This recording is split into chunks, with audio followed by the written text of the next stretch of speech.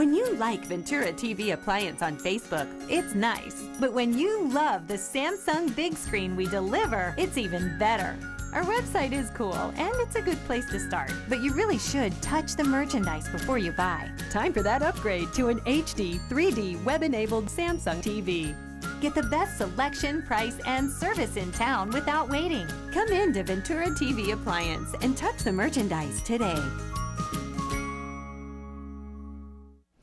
Hi, I'm John Mallows. Welcome to this live edition of Connect with Me on the showroom floor at Ventura TV on this day. It's a Wednesday morning. We have two guests. We have the DA, the new DA, District Attorney-elect, is in the house. She'll be talking about all kinds of things today. And a second guest, a man who is running for the Fresno Unified School Board. Your phone calls, 436-ME-TV, option 11. Back in a moment.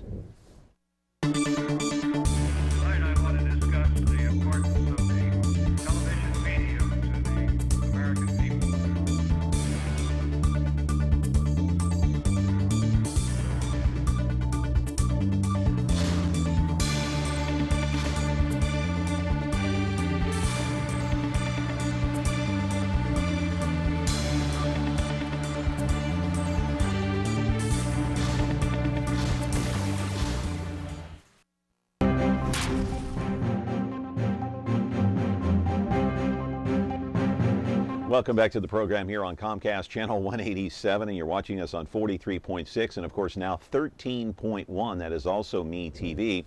And by now you should know all the replays, 2 to 3 p.m. on 13.6 YouTube, and then at 8 o'clock tonight it's Biz TV 13.5. And as you already know, now for the past few months we've been on for the full hour, 60 minutes. We'll be here until 11 o'clock, but we have two guests today. But you know, I've got to tell you, before I get started here, I know we have a limited amount of time with our first guest. I'm still reeling from last night's loss in Kansas City. The Oakland A's giving it up in extra innings to the Royals, so they're going home for the season. We'll see what happens in Oakland land, baseball land, with Billy Beane. Is he going to stick around? Is he going to leave? Can he win with this kind of organization? We'll talk about that as the playoffs continue. The Giants take on Pittsburgh tonight in that one-game playoff. Anyway, I want to talk about the new DA-elect. Her name is Lisa Sondergaard Smittcamp. She defeated Elizabeth Egan, of course, in the primary back in June. Now, today, as you call in, 436-ME-TV, option 11, let's not rehash the campaign or get nasty or get dirty. We just want to talk about the future and what is going to happen. But I will pull one of the clips, though, from one of the debates when Lisa brought up some very good points, and that is, one, morale inside the DA's office. Let's listen to what Lisa Sondergaard Smittcamp had to say during one of the debates. We have to concentrate on putting money and resources and community involvement into getting people who have these, what we call low-level drug offenders, and get them into treatment and get them. I'm a prosecutor, so I bring exhibits with me. And this is yet another text message between me and Mrs. Egan about morale in the office and my complaints about it. This is the second time in a public forum that she said that she's never heard it before I ran. Here it is, another text message. Maybe this one will end up in Fresno Me too. Anyone can see it afterwards. Everyone in this office knows that morale is low, and everybody is afraid to say it. Well, you know what? I'm not afraid to say it anymore. It has got to stop. Good for you. Recently, those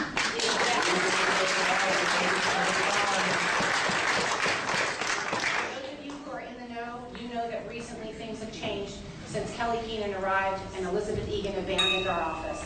He has taken over, he has put in these policies, and he has made it unspeakable in the DA's office. The morale is low, it's a hostile work environment, nobody has discretion.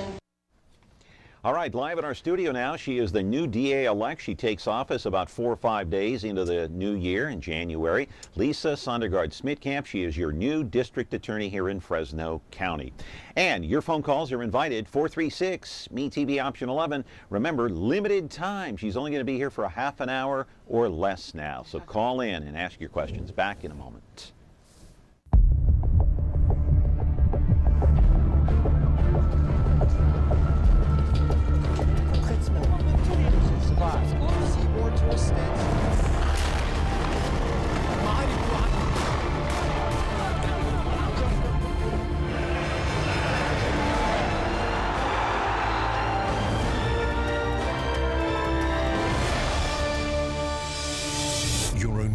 America's most watched news channel in Europe. Back here on the program, connect with me, 436-MeTV option 11. Be patient, be calling in, but also remember we have limited time with our guest today, the new elected DA. Congratulations. Hello. Thank you very much. Yeah, it was a hard-fought campaign, but now it's all over.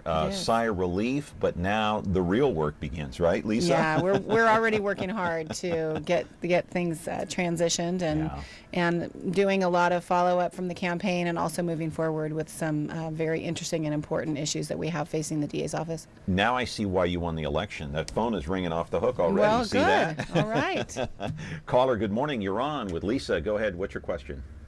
Good morning, Lisa. Good morning. And John, I want to ask a question. I voted for Lisa for the simple reason is her attitude. You know, she didn't make it an issue about this, that, or whatever. She just brought, clips and let it at that, where the other DA was criticizing, blaming her, this and that, and that's where she lost the votes too. And the morale part is true what Lisa says. I don't think it's there, number one. I think the chief of police would have never gone with Lisa had he, not believed that she was going to be the best person to do the job as she was voted in for. Her attitude towards everybody, it makes a difference. The morale that she'll have in the DA will be the best. So, I commend her for winning, and I was one of those that voted for her. So, let's go and get it. Okay. Thank you so much. I appreciate your support. Hey, that's a great first call we have. Very so, kind. Yeah, and so were you surprised at the wide margin of victory? I'm not a political person, so the numbers don't really mean a lot to me. I think that the voters really paid attention, and I think the people who did come out and vote paid attention to the campaigns. They saw what they saw, and I think it just is an indication that Fresno's ready for a change in politics. This sort of negative, these negative ads and these criticisms, they don't work. Well, here's the thing that got me, and I think the caller is right. Just as a casual observer on the outside looking in, it seems like you have such a nice personality, someone who is not confrontational. I mean, I haven't seen you in court. Maybe you are, but you're not negative by nature. No, I'm not negative. You have such a pleasant personality, and maybe that's what won you the election. Nobody's questioning your credentials are impeccable. Well, but I wouldn't say that I'm not confrontational. I would like to say that I'm not, but I am a confrontational person. When it comes to your job, I guess you have to be assertive to a certain extent. I should say this: I'm not afraid of confrontation. Right. I don't shy away from confrontation. But you don't go I prefer, seeking it. Exactly. I prefer to settle things in a more pleasant way. Yeah. And I think the thing that's most important for me is that I have walked the walk and I can talk the talk. Yeah. And the people inside the justice system, not just the DA's office, but the police officers, the probation officers, the court staff, they know me. They know my work. They know how I treat them on a daily basis, not when I'm running for office. Okay. And I think that's important. In the monologue, I talked about the morale, or at least you did in the video. Yeah. So now that you're the new DA, how do you fix that morale? Is that an easy thing? Or? I think it is an easy fix. I really do. In the days following the election, I had a lot of feedback from people inside the courthouse who weren't necessarily even DA employees, but people that work with DA employees. And one lady who was a court reporter sent me a text message, and she said, it's like somebody sprinkled pixie dust all over the courthouse. Because the morale in the DA's office not only affects the DA's office, but it affects the court. It affects the public defender. It affects probation. It affects the jail. It affects everything that we do inside of that courthouse, which is the administration of justice. And I think people knowing that there is going to be an opportunity to have higher morale and more productivity out of the DA's office is going to be beneficial for the whole county. And I want to give you a chance here. That's one of the reasons I called, is to give you a chance. What's number one on your agenda? What are you planning for the future to improve the DA's office? What are your plans? Well, I think that's a big question. Yeah. And just to kind of put it succinctly, my number one priority is to fix what's broken inside the office, and which is we have to train our young prosecutors more efficiently and more effectively to give them the tools that they deserve and that they need to become great prosecutors, because as I said many times during the election, law students and lawyers are not prosecutors. So as we train them and we teach them and we encourage them, the productivity goes up. The county, the voters, the citizens get more bang for their buck because the administration of justice will be done in a more efficient and effective manner. So fixing what's broken inside by increasing morale, increasing training and productivity is going to seep out very quickly. You know, I'm hoping within the first 6 months to a year, we really see some positive changes inside the courthouse. With our victims, with our witnesses, with the law enforcement officers and agencies, and the court system as a whole. So that's priority number one. Yes. What would number two be if you were to have, if someone put your feet to the fire? Well, I think the other really important high priority for me is to have the DA's office become more active in the community, for community members to understand why the DA is important and why the DA's office is important. Because why is it important? Well, because in the realm of the criminal justice system, the DAs are the people who take the final baton over the finish line in a relay race, right? So we have law enforcement officers out there protecting our citizens every day.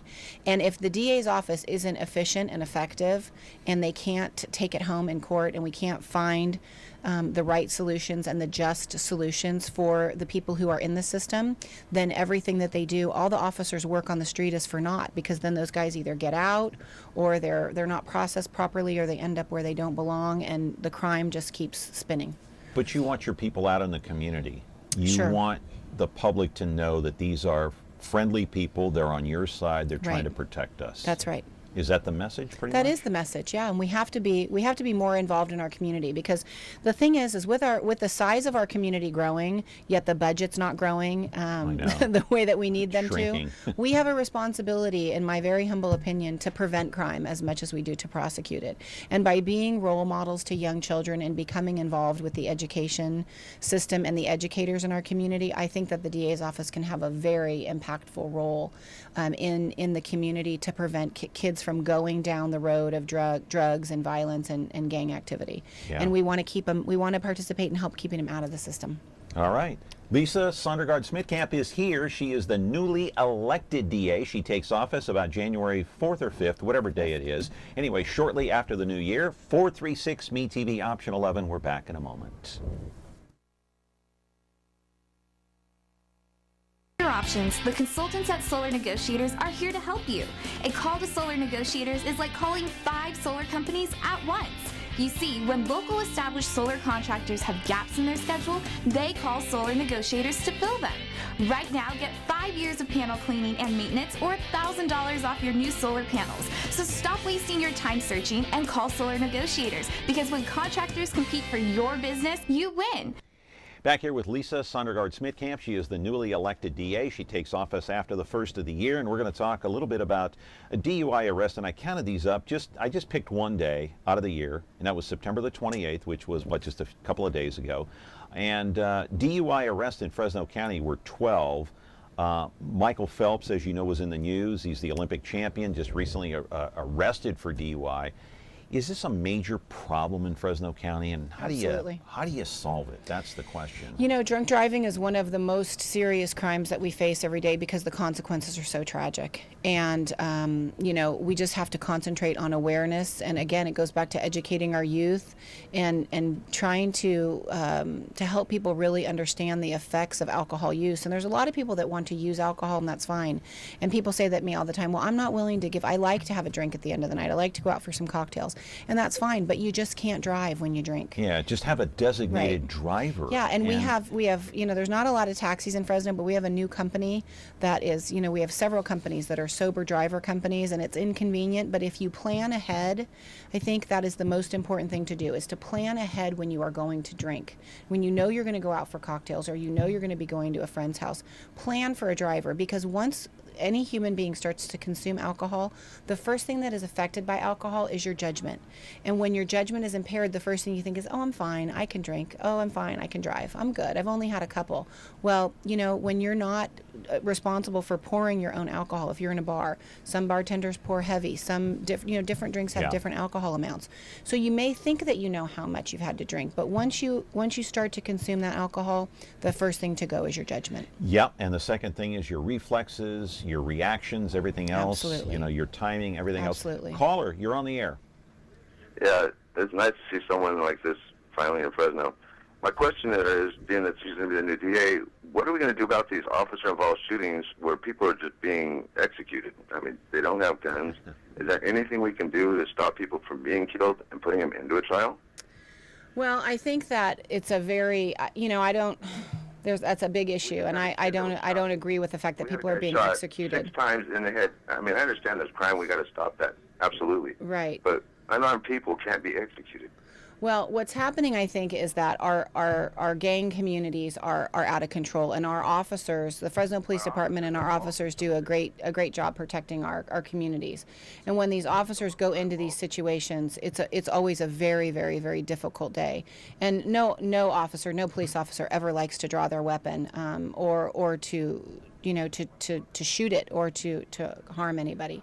Or kill anybody, and it most certainly is an issue. And every officer-involved shooting is investigated internally, and it is also the DA's office also participates in an investigation to make sure that all the procedures are followed. And unfortunately, sometimes we don't get all the information in the public that actually happens on the scene. So, here in Fresno, Chief Jerry Dyer does his very best to educate the community on giving them the facts and telling them what happened. But it's a very difficult situation for everyone involved. And I think Jerry Dyer would be the first to condemn anybody, any one of his officers, if there was a wrongful shooting. I mean, that's correct. The DA's office participates with any agency that is involved in an officer-involved shooting, and there is an audit, if you will, that's done and an investigation, and those determinations are made, and the officers are placed on leave as soon as the shooting occurs, whether there's a death or not, as soon as an officer discharges a weapon, and those incidents are investigated to see whether it was a clean shoot or whether a crime was committed. And gangs are a major problem, as you say, not to reiterate or be redundant, but gangs have always been a problem ever since I arrived in Fresno in 1996. Absolutely. In fact, I don't know if it was worse or worse now, but it's pretty bad now. Another call coming in. Good morning, caller. You're on the air. Quickly. I keyed into one of the points that your guest was making earlier in the interview about community outreach. That kind of makes me think about your opponent in the race. Do you think if she'd made more of an effort to have a community presence, that maybe the gap wouldn't have been so wide? That's a question I have for you. Okay. If she'd had a greater presence in the community, because people are all, who is she again? Okay. I think that's a great question, and I can't speculate as to what Mrs. Egan's philosophies were during her tenure as DA. Everyone has priorities in their campaigns, and I'm sure that the fact that she wasn't maybe necessarily well-known figure within outside of the law enforcement community, maybe that did hurt her in the election. But all I can say is, for me, I think it's a very important part of what we do as an office, and also, again, just to reiterate how important it is to prevent crime as well as just prosecute. All right. I want to just one more touch on drunk driving and this Ricardo Rojas fella, this guy that was in the paper just recently. I want to roll the videotape. We're not going to play the sound. We're just going to talk over it. He assaulted his girlfriend. He copped a plea deal with the judge. They let him out. He killed 39-year-old Jody Warder, accused of it in apparently a drunk driving accident later on after he was released. Now, you sought prison time for him. We're looking at the ad that Elizabeth Egan ran against you, a very nasty ad campaign during the June primary. So with drunk drivers, I mean, I don't want to get into the specifics of the Rojas case, whether it was good or bad, but the judge in this case decided that, yeah, Egan's office should not be recused. They should prosecute this case. But with drunk drivers, like Rojas or others, okay, this guy assaulted his girlfriend, first of all. Education is the key, Lisa, but should we crack down and put them behind bars for a longer period of time? Well, John, that's kind of a difficult question, because you're running the commercial, but you want to talk about the drunk driving thing. Go ahead. But the issue with Rojas is that Rojas had an anger problem and an alcohol problem. Yeah. And what happened in his case was fair and just. Nobody made any mistakes in that. All of that thing that you see with the commercial was all politics, and it was a terrible decision on behalf of the Egan campaign to try to twist up the truth like that. With regard to the issue of alcohol is that behind bars there are not services for people with addictive disorders that have been productive. And in order to combat alcohol and drug use, you have to get people into the proper treatment. The problem with that is that if a person is not ready to seek that treatment and is not ready to accept the offer of these programs that we have, this is where our problem is. And so the continuum, even Michael Phelps, somebody who is a focused and dedicated athlete, this is his second DUI arrest. I know. So for anybody in law enforcement or healthcare or addictive disorders to assume that this is not a disease that needs to be treated properly and it needs to be addressed as a disease, I think they're fooling themselves, because this is something, it's a national epidemic of drug addiction and alcohol addiction. There's no question it is, but this rolls right into the next topic. And like you said, this guy Rojas had an anger problem. He assaulted his girlfriend. That rolls right into the next topic of domestic violence, and this is one of your top priorities. I know the publicity with the NFL recently. You've had 4, 5, or 6 arrests in the NFL. The domestic violence issue in the NFL is staggering if you look at the numbers over the last 10 years. I think the New York Times just recently did an article, go ahead and look it up online if you will, just the number of domestic violence cases in the NFL the last 10 years. It's amazing. So it's your number one priority, or one of them. How do you combat it? Well, domestic violence has been an area that I have been working in for many, many years. And the NFL problem is not new. The NFL problem is not exclusive to the NFL. It's everywhere. And I think that because of the Rice video coming out, it was so shocking to so many people. Prosecutors see things like that, I won't say on a regular basis, because domestic violence traditionally happens where nobody's watching. It is very rare that we get a case like that with such an amazing piece of evidence where you actually see the crime occur and the injury occur. So you're saying that the video that we saw with Rice is common? It's a common to DAs like you? Well, we see evidence like that. We see the fallout of it. Here in Fresno, have you seen cases like that? I had a case one time that happened at a casino here where we actually had a video of a man assaulting his wife in an elevator. Punched her in the face? But it's actually uncommon to have that, because it's uncommon to have a video of domestic violence. But it's not uncommon for that to happen. It just doesn't happen on video. That's correct, because domestic violence is between people who are intimate partners or they live in the same home. So it's not like things like that are happening on video all the time. Sometimes we catch it at a gas station, or we catch it in a hotel elevator or a casino elevator. One time I did have a case where a man was beating his wife and he had his 14-year-old son videotaping it, and we ended up with that video. But generally speaking, it does not happen on video. Okay, this is what, and you guys have a domestic violence unit at the DA's office. Talk about that briefly, if you will. Well, I supervised the domestic violence team for many years, and what it is we have 2 designated courts, which have designated prosecutors, designated probation officers, and designated public defenders. We have 2 judges that are Fresno County Superior Court judges, and it is just their job to do domestic violence cases. Right. And we focus solely on working with batterers intervention programs, anger management programs, alcohol and drug programs, to try to help people repair their lives. And are there people that go to prison because of domestic violence? Absolutely. Yeah, and are there people who stay in local jail? Yes. You're going to crack down harder on these people. Well, we have been doing tireless work for years with domestic violence, and Marjorie Mason Center. Yes, and we will continue to do that work. I think people are just noticing it now because of the NFL. It's getting in there, but we've been doing this work for many years. And I know that people relate domestic violence to physical abuse, like kicking, punching, shoving, slapping, pushing, burning, biting, choking, and kicking. But there is other types of abuse, and that is like emotional, verbal, spiritual, financial, destructive acts. Absolutely. Using the fear of deportation if you're an immigrant. So there are all sorts of, I have a list of them right here that I took off the Fresno County website. Yep. There's all sorts of definitions that fall under the category of domestic violence. Back with your phone calls, 436-ME-TV, option 11, in just a moment.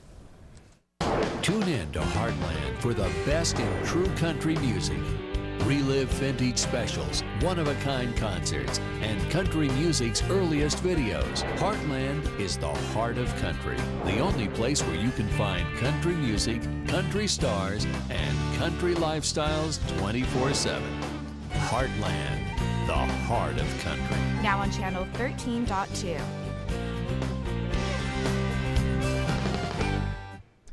Back here on the show with the DA-elect. Her name is Lisa Sondergaard Smittcamp. You're going to be seeing a lot of her in the community after the first of the year, because that's when she takes office. She will take the oath of office, and we have her here, and she'll come back again, I guess, sometime soon, maybe next year.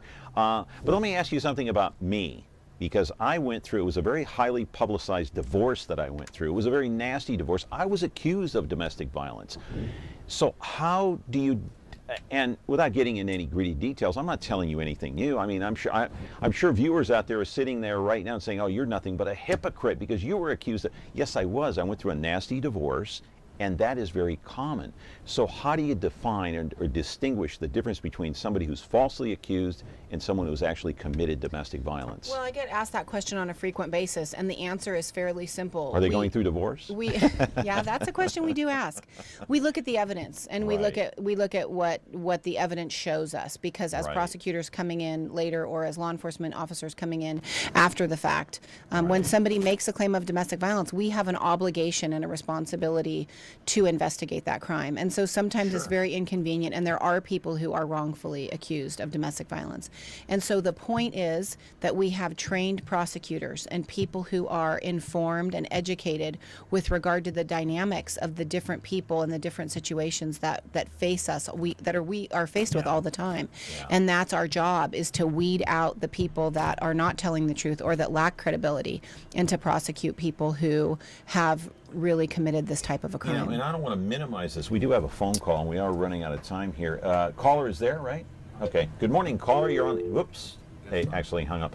But and I don't want to minimize this, but there are those professionals who can sift through all the minutia, right, to see who's lying and who isn't.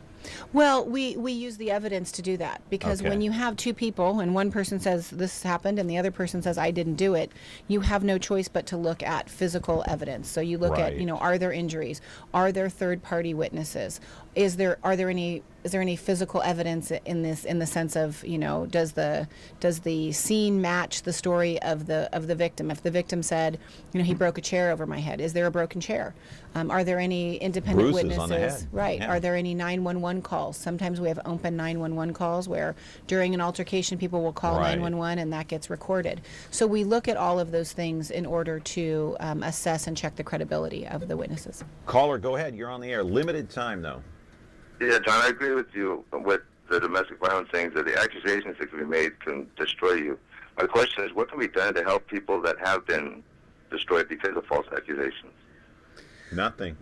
Well, I mean, you can't cry over spilled milk, right? What we try to do, the issue for people is that once a report of domestic violence is made, the law enforcement officers who are called out to that scene have an obligation to investigate it. Right. And once they turn that over to the DA's office, last year, well, it's been 2 years ago now because last year was the campaign, but 2 years ago when I was supervising the domestic violence unit, we took in approximately 2,200 cases. Wow. And we filed about 1,600 of them. So several of the cases that come in, a good percentage, are not filed. And we call that NCI, or no charges initiated. Right. Because those cases do not meet the evidentiary burden that we need to take them to court. So we don't just prosecute people for fun. And just because it happened to me and it happens to others, I do not want to minimize the importance of domestic violence, because there are those people, especially women, living in fear, total fear, that cannot speak out. They're not in the financial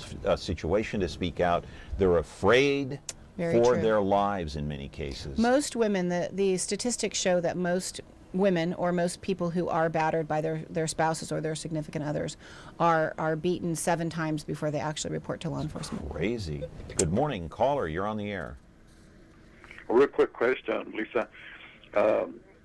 I've seen situations where across the street where there are domestic violence going on. Now, I've called PD for that, and PD would come out, okay, and they would do nothing for the simple reason that person that was being on a domestic, beaten up or whatever, a female, they were married, and she wouldn't testify. I mean, you could see her face all bloody. Don't they have probable cause for that person that did that hitting or whatever to take him in, or are they just out of it? Well, no. Usually when officers respond to a call like that, and I just commend you for taking that responsibility on of being the person who calls, because it's very important. Hotline. Yeah, that is a hotline. It's a great number. And if you do see somebody being assaulted, that is really the right thing to do, is to call law enforcement. And the protocol for law enforcement is, if they are called out to a scene by either a 911 call or a neighbor, they are to do an investigation. And if they see that somebody is injured, and the person identifies to them who injured them, that person should be arrested. The problem is that if they show up there and someone has a cut on their face or a bruise on their face, and they say, "Oh no, I was in a bar fight," or "I fell in the shower," they don't have probable cause to make the arrest, and that's the frustrating part for good citizens like you who try to help. But even so, Lisa, I just want to clarify too, you don't necessarily have to have scars. Emotionally abusing somebody is domestic violence, like being jealous, like going into a craze, like playing mind games with somebody. Right. That also falls under the category of domestic violence, as does verbal name calling. It does, John, but unfortunately the emotional portion of domestic violence and the name calling, which is usually how domestic violence starts. It starts in the mind. I always say that to people. It's like domestic playing a mind violence, game. absolutely, because the perpetrator will put the victim in a situation to where they feel it's their responsibility or it's their fault. But those are not prosecutable crimes. We cannot, why? Because we can't prove them. In order to prove that, we need to have physical injury. Well, controlling somebody with the purse strings, the money, taking money away, taking their friends and family away from them. Absolutely. That all falls under the category. I do want to give out this hotline number. I know we got to go to break. We have our next guest waiting in the wings here. If you see signs of domestic violence anywhere, whether it's the shopping center or a neighbor across the street, you can call 559-600, that's 600-3420, 600-3420, and report it. That is the domestic violence unit here in Fresno County. Lisa, I hope you come back after you're sworn in. I'd be happy to. Thanks for having me. You're great, and congratulations again, you. and good luck on the job. Thank you so much. Anything we can do to help, let us know. Thank you. All right, Lisa Sondergaard Smittcamp here on Connect with Me. Thanks for the phone calls. Back with our second guest in a moment. It's Sully and Russ on the Big Biz Show. It's your biz. And maybe they'll start listening to Baldwin McCullough. Now, before you make any money moves, check in with the Brain Trust. And you are starting your week off right.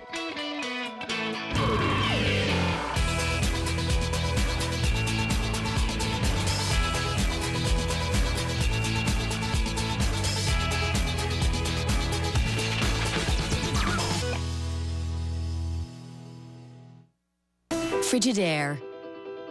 We introduced the first home freezer, the first pulsator agitator washer, and now we introduce the Frigidaire Orbit Clean dishwasher, designed with a unique wash arm that gives you 4 times more water coverage for a consistently better clean. Frigidaire, over 90 years of legendary innovation. See the full line of Frigidaire appliances at Ventura TV Electronics and Appliances. Tough TV is the first digital broadcast network to offer first-run original programming targeted at men. Tough TV features content that men are passionate about. Sports. No matter what happens in the fight, oh, good right, left. Coming on strong. Lifestyle. What we've done is we've created a technology that allows us to run video games in extremely powerful servers in server centers. Drama. Did you cause this? Reality. Welcome to this edition of Eye for an Eye. Now, today in court, we have the case of the reckless brother who tried to unravel his own family ties. Talk. Bam, we have a winner. Specials. I'm Dick Butkus. Welcome to the Butkus Awards TV special. And movies. Everybody on your knees, put your hands on the table. Sports, lifestyle, drama, reality, talk, specials, and movies. Are you tough enough?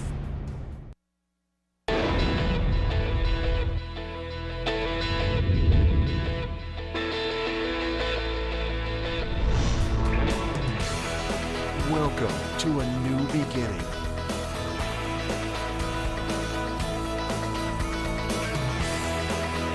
An adventure that goes well beyond passive diversions.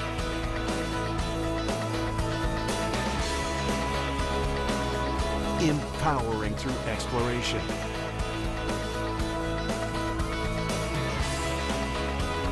Engaging your passions.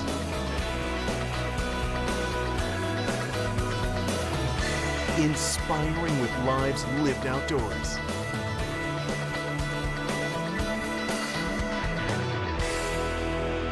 Come with us.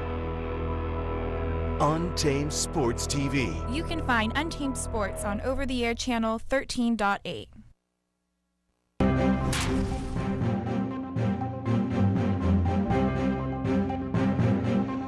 Glad you're with us here for the second half of the program. Connect with me. We're here until 11, 436 Me TV option 11. And the second topic of the day here is going to be education. And you might have read recently in the Fresno Bee where they want to try to split up Fresno Unified into two separate districts. We have a person in the House today who is running for Fresno Unified School Board.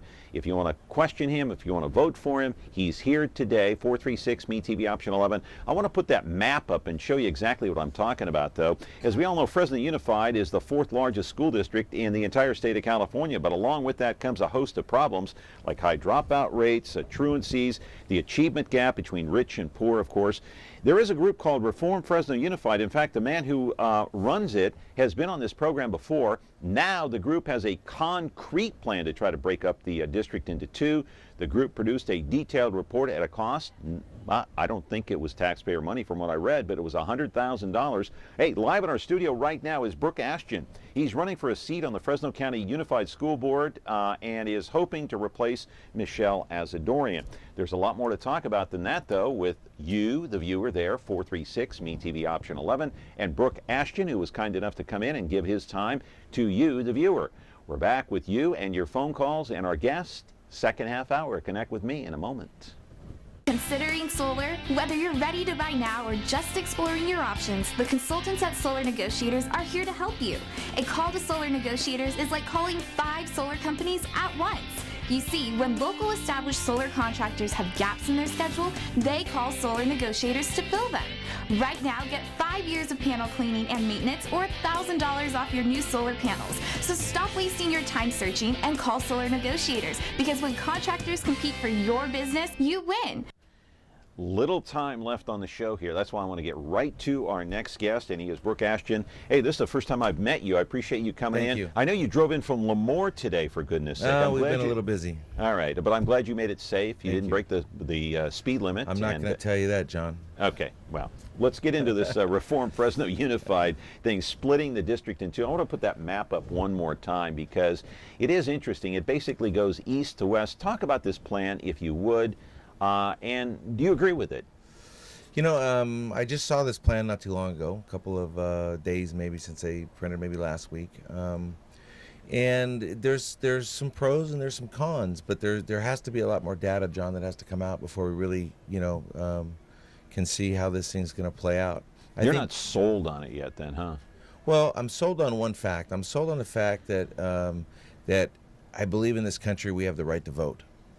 And I think that if they get the signatures, and if the people want to vote on it, I think we should vote on it. I mean, for goodness sakes, we voted on trash in the city. We're getting ready to vote on water. I mean, what's more important? We already did vote on water. We're going to get ready to vote on it twice, I guess. I don't know. Yeah, kind of. And so, I mean, what's really more important than than education? So I'm excited to see the details and see what it is. And I can tell you this, splitting the district in half.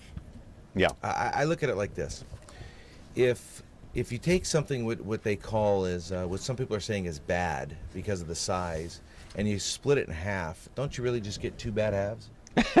That's a possibility. Well, I don't know. I mean, you look at that's it, a right? good point. And then if you say, well, it's size, it's all about size. Well, look at Parlor Unified. Well, here's the thing. Brooke. If you're not going to solve the problems of dropout rates, the achievement gap, truancies, violence on drugs and gangs on campus, if you're not going to share the magnet programs, then why split it in two? You're going to have two major problems. Well, let's take instead of one. I agree with you, and let's take those issues one by one. The dropout problem and the achievement gap. They're all the same problem. It's a truancy problem. It's a problem that's created by parents not taking their kids to school. Because if you go and look at the demographics of the kids that drop out, and then you go look at the demographics in a jail, they mirror each other. Yeah. So when my son doesn't want to get out of bed in the morning, just leave him there or get him up? Well, get him up. We just had the DA here. I hope you get him up, John. Get him up. Yeah, get him up, because it's idea. against the law for your kids not to go to school. 100%. I know. Caller, you're there. Go ahead. Question to Brooke. Give me a reason why you think it's not right to split up in the districts. My feeling is this: if you have money or you have, you come from good parents, that's one issue, and the ones that don't have it, that's another issue. But to split them up for that reason, that's my feeling.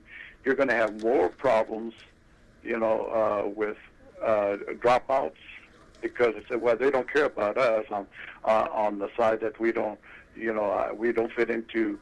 Maybe let's say the north side of town, and to the across town. And it's true, because they judge you because of what I know students, even parents, man. They'll look at you if you're in a mall or something. They'll look at you and say, hey, well, he's this way or she's that way, whatever. But why should I vote for you, and why you're against this, one or the other? Okay. Thank you for the call. Appreciate it. Well, let's take a couple of those issues at one time. If you looked at the map that I was looking at, it looks like it's split pretty even. Yeah. So you have the north and you have the south on both sides of the equation. So I'm not so sure that it's a rich side, poor side split. I don't know that much about the split. I'll be honest with you. Okay. Why? I do have the stats here. Do you want to hear them? Sure. I got the split right here. Hispanics in the Western District will be 64%, Eastern District 63%. The current students will be 53% in the Western half, 47% in the Eastern half. The average income in the West, $43,000. Average income in the East, $42,000. Pretty even there. What about rivalries? Pretty much stay the same. And so there you have it as far as the Hispanic breakdown. 64 in the West, 63 in the East. Well, and I'll tell you something, John, while those numbers are, they claim those numbers are true, and I think what you have is... well, that according to the Fresno Bee. Okay. Well, and here's why they can make that assessment. Because 87% of all kids in Fresno Unified School District fall below the poverty line. 87. Not 44 like Clovis Unified. So you could pretty much split this thing any which way you want to split it, and you're going to have an even result if 87% of your kids are below the poverty line. All right, this is a plan, though, that was, I think, masterminded initially by our guy here, Pete Mijas, the late Pete Mijas, who was a guest here several times on the program before he sadly and suddenly passed away. This was his vision back in the 90s to have this, and then it kind of went away, and then Reform Fresno came along and said, yeah, we want to do it, but then they didn't have a master plan like they do now. They spent $100,000 putting together a proposal and all this, so it's much more formalized now. So this plan is nothing new. It dates back to the 90s with Mijas, and I don't know if you were a Pete Mijas fan or not, but his vision, a lot of people shared his vision for what needs to be fixed in Fresno Unified. Well, certain things need to be fixed, and I haven't seen the Pete Mijas plan. I've read a little bit about this plan, but let's go back to what the real facts are. The facts are that there is an achievement gap problem. We understand that. Both sides understand that. God only knows how to fix it. The real reason to fix it is SARBs, the Student Activity Review Board, and that is completely driven by the DA, and the new DA-elect has said, we will make kids go to school, because if they don't, there's about 4 or 5 steps, and then the parents ultimately can go to jail. That's a public contract code. Yeah, I know. That's the education code. So if you get kids in school and they are not truant and they don't drop out, you fix the education. Problem you fix the gap. Problem is a lot of parents are already in jail. So what are you going to stick them in jail for? They're already there. I mean, that's part of the problem. For their 45-minute turnaround. For their 45-minute turnaround. That's exactly right, because they're letting these people out to begin with. But let's put another graphic on the screen, which you'll be interested in. Okay. 10 least educated cities in America. Let's put the first 5 up there. Beaumont, Texas. Hey, Salinas. Rockford, Illinois. Brownsville, Texas. And Modesto. How about the second 4? Visalia, how do you like that? Bakersfield, there you go. Lakeland, Florida. McAllen, Texas. I've actually been to McAllen, very interesting town. And number 10 on the list, you guessed it, my friends, Fresno, California. Least educated cities in America, my friend Brooke, Ashjian. What do you say to that? Well, I say that we have a huge amount of influx from immigrants that are coming through. We have a huge amount in Fresno Unified of English as a second language. So some of those things have to change. But I can tell you that we have to envision a new way to educate our children. It has to be through vocational training, has to be through career ed, technical. We have to start forming, John, partnerships with companies like Bitwise, Grundfos Pumps, Fresno State, the engineering program, where they're coming into our schools and they're coming into the junior high schools and they're coming into the high schools, and they're putting programs together so that we can fix the education, because not every kid is going to go to, first of all, not every kid can go to college. There's not enough seats. Yeah. Well, interesting that 5 out of those 10 cities are in California, which brings me to the next point, and that is the state of California has spent, what, about $63,000 per prison inmate. That was in 2013. Only $9,000 to educate a child K through 12 in 2013. And actually today the number is 13,000 at Fresno Unified, because of the way that the governor pushed the money back into the local control funding formula. So each ADA average daily attendance of each kid that goes to Fresno Unified is $13,000. Well, this according to Forbes magazine, in case you wonder what the source is. So I don't know how accurate they are, but this was their release of the least 10 educated cities. What about Common Core? Where does all this fit in? I mean, my kids hate it. Federally mandated, of course. Common Core is a different way of teaching math and English and science and all the rest. I don't know how familiar you are with it, but I'm not that familiar with it. So even though I've done some studying up on it, my kids have told me about it, I've read about it on the internet, it's confusing. It's confusing and extremely divisive. Divisive in what way? Well, it's divided. It is, Common Core has divided our country more than any other educational issue to date. Right. And so what you have is that you had there's some good things with it, and there's obviously some bad things that you've talked about, and understanding the math. I mean, who gets that? The good thing, what they were trying to do was they were trying to standardize teaching throughout the United States. Yeah. So a second grader in Florida got the same exact lesson as a second grader in California, on hopefully within the same time frames and the same testing, so that everybody's not testing on different levels and different things. So with that one regard, I think that they truly tried to organize the educational system and standardize it. However, as the federal government does very well, they sent the money with a lot of strings. So there's a lot of strings with Common Core that federally funds our schools. Yeah. So if you say, I'm not doing Common Core, okay, well then how are you going to pay the janitor? How do you pay the teacher when they pull that money from not doing Common Core? Yeah, and we do have a call. I do want to take the call, but I just want to say Common Core, the best way to simplify it is this. If you go into a class, your kid does, and they want to talk about 2 + 2 = 4, they're going to say, okay, fine. Sonny, you got the answer. It's 4. How and why is it 4? You have to now explain in detail in a one-page report how you reach 2 + 2 is 4. You got to be kidding me. What? How did you reach that conclusion? Caller, you're on the air. Go ahead. Hey, caller, you there? Hello? Hello, you're on the air. Go ahead, quickly. Oh, okay.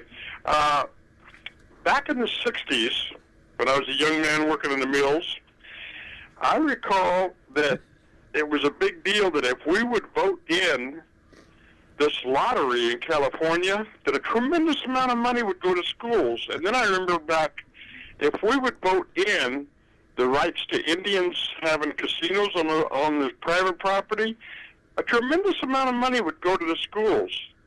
And then I've seen tax initiatives of bonds and things for school. I've seen all of my life things for schools, but schools never seem to get this money. What happens to it? I have no clue. I'll tell you, I don't think anybody knows. It's a shell game. So what happened recently in the state of California is the governor has pushed all the money for education back into the local control. So everybody goes, oh, wow, that's great. That's fantastic. And then he turns around and says, oh, by the way, you owe me 10 or 15 million back. Yeah. So it's always a push and a shove and a pull and a tug on what happens. And quite frankly, I don't know that anybody knows the answer to that question. Yeah, I know I got to go to break. Just Common Core, again, it requires critical thinking. I don't know what that means. Problem solving. The freshman levels to take college courses will go away eventually. In other words, if you're a high school senior or even a junior, you can no longer take college prep courses. Once my daughter reaches high school, that goes out the window. They also say that about 70% of the books that you're going to be reading in either junior high or high school are going to be non-fiction. Wow. How do you like that? Different way of teaching. Critical thinking, bro. Critical thinking. We got some critical commercials to take here on Connect With Me, and your critical thinking and calling will come back here at 436 MeTV, option 11, in just a moment.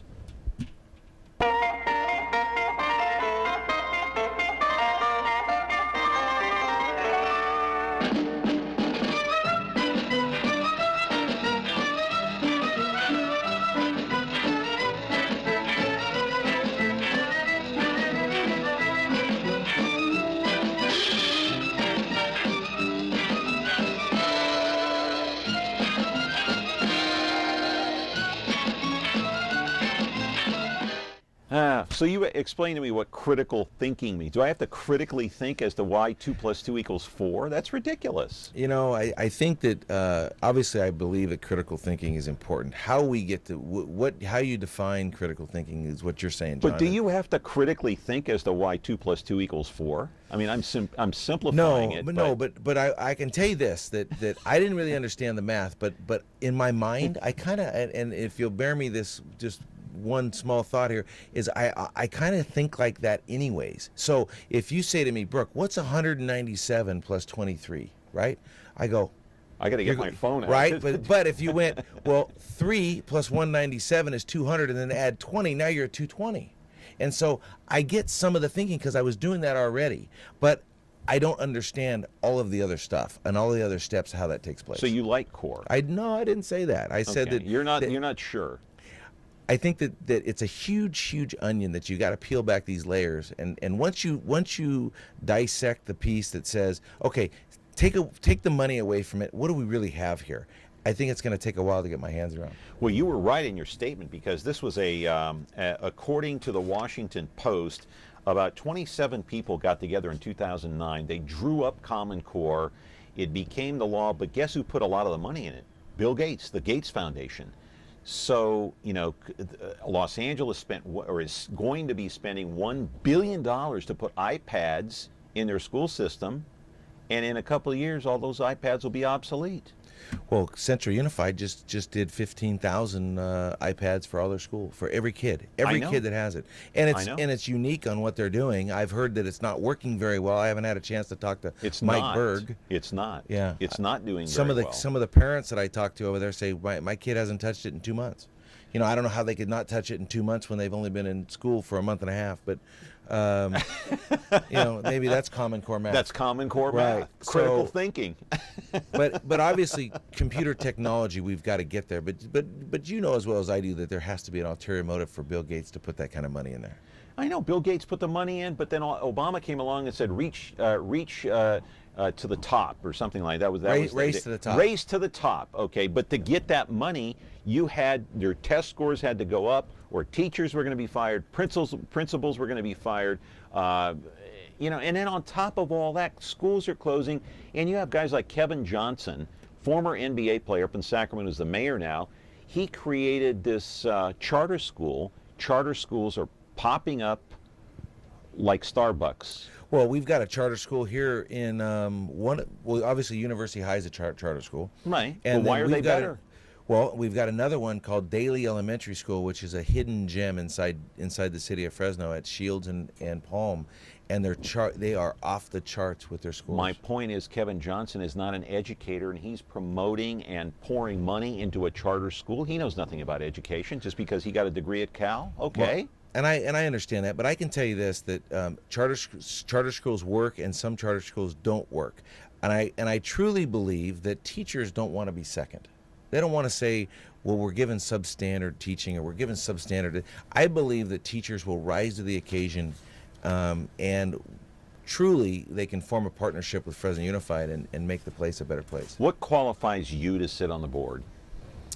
A variety of things, I would tell you. My community service in the city of Fresno is 10, 15 years deep, from the Boy Scout Sequoia Council to almost 10 years on the Marjorie Mason Center, to sitting on the task force for the mayor for Business Friendly Fresno. I run multiple businesses. I'm a business guy. I'm not a politician. I'm a business guy that's involved in a lot of different fields of business, and I hope to be able to bring a flavor to that board that they haven't tasted in a long time. Well, we only have a few minutes left. How do you get along with the board? I mean, that board is divisive. It seems like Michael Hansen is divisive. It seems to me, without having any concrete evidence from the outside looking in, he's got a few of those board members in his hip pocket as far as votes are concerned. Not from a literal sense. I'm not talking about monetary, but I'm talking about votes. And how do you combat that?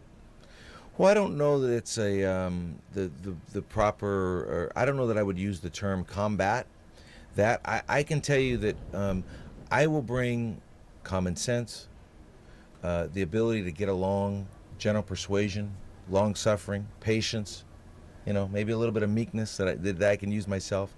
But there's a way to get things done when you work on boards, and I've worked on a variety of boards. Some got along great, some didn't get along so well. Yeah. And I think when your ultimate purpose and your ultimate goal is the education of children, I think you take the Mike Hansen factor out of it. I think you take the personalities out of it, and I think that all of us want to be there for a better Fresno Unified. We have to. If we're going to get off the Forbes top one, within the top 10 list, if we're going to change the jail problem, if we're going to truly educate kids, the only way to do it is to be a gatekeeper on the board, and I consider myself a pretty responsible gatekeeper. Are you going to be another Michelle Azadorian? Michelle Azadorian endorsed me. I've known Michelle my entire life. Our families go back, centuries, a long time, and I would hope that I could serve as well as she did. Yeah, I hope so too. And we're going to try to reach out to your opponent, try to give him some fair time. But we do have some time between now and the election.